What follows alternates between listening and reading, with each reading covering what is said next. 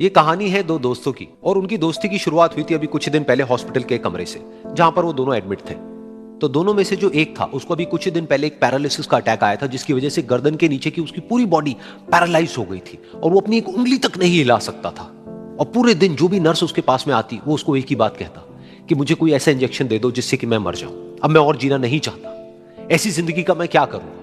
तो उसका जो दोस्त था उस कमरे में, क्योंकि वो चल फिर सकता था, तो रोज सुबह और रोज शाम को उस कमरे में एक खिड़की थी, उसके पास में जाकर के खड़ा हो जाता और अपने दोस्त को बताता कि उस खिड़की के बाहर क्या चल रहा है। बिल्कुल नीला आसमान है, सफेद बादल है, हल्की हल्की हवा चल रही है और कुछ पंछी उड़ रहे हैं।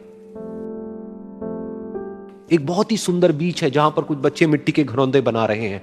कुछ लोग हैं जो वहां पर बैठे हुए बस समुद्र की लहरों को देख रहे हैं। कुछ लोग जॉगिंग कर रहे हैं, कोई एक्सरसाइज कर रहा है, कोई पतंग उड़ा रहा है। वहां पर एक आइसक्रीम की स्टॉल है जहां पर कुछ लोग आकर के आइसक्रीम खा रहे हैं। और सनसेट के टाइम पे जो पानी है वो पूरा गोल्डन हो जाता है और चमकने लगता है। तो शुरू में तो जब उसने वो सब बताना शुरू किया तो उसके दोस्त के ऊपर ज्यादा असर नहीं हुआ, लेकिन धीरे धीरे उसके अंदर जीने की चाह जागने लगी। अब वो सुबह का इंतजार करने लगा कि जल्दी से सुबह हो और मेरा दोस्त मुझे बताए कि आज यहां पर क्या हो रहा है। कुछ दिन तक ऐसे ही चलता रहा। फिर एक दिन जब वो सुबह उठा तो उसने देखा कि सामने वाला बेड खाली है। फिर उसने नर्स को बुलाया और उससे पूछा कि क्या वो डिस्चार्ज हो गया है। तो नर्स ने कहा कि आपको तो उन्होंने बताया होगा, उनके पास कुछ ही दिन बाकी थे और कल रात को ही उनकी डेथ हो गई है। ये सुन करके उसके अंदर की उम्मीद पूरी तरह से टूट गई, क्योंकि सिर्फ उसका दोस्त ही था जिसने उसको बाहर की दुनिया से जोड़ा हुआ था, जिसकी वजह से वो जान पाता था कि बाहर क्या हो रहा है और ये दुनिया कितनी खूबसूरत है। तो कुछ दिन तक तो वो रोता रहा और उसने जीने की चाह छोड़ दी।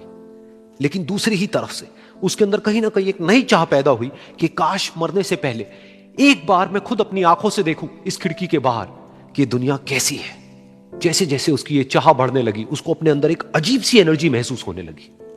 और फिर एक दिन उसने अपनी पूरी ताकत लगा दी और किसी तरीके से वो बेड से नीचे गिरा और पकड़ पकड़ करके किसी तरह से उस खिड़की तक पहुंचा।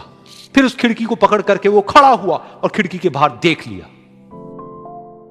लेकिन खिड़की के बाहर देखते ही वो गुस्से से भर गया। उसने जोर से नर्स को आवाज लगाई और जैसे ही नर्स आई उसने नर्स से पूछा, ये तुमने क्या किया, ये खिड़की के बाहर काली दीवार क्यों खड़ी कर दी।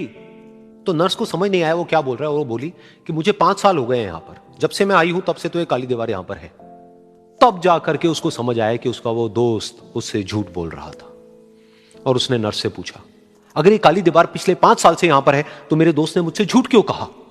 तो नर्स थोड़ा सा मुस्कुराई और बोली कि मैं ये तो नहीं जानती कि उन्होंने आपसे झूठ क्यों कहा, लेकिन मैं इतना जरूर जानती हूं कि जो भी कुछ उन्होंने आपसे कहा उसी वजह से आप अभी अपने पैरों पर खड़े हैं।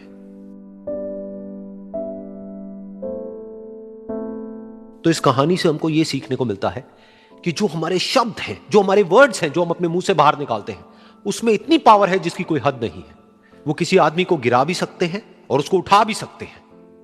तो अब आपके ऊपर है कि आप अपनी इस पावर को यूज करते हो या मिस यूज करते हो।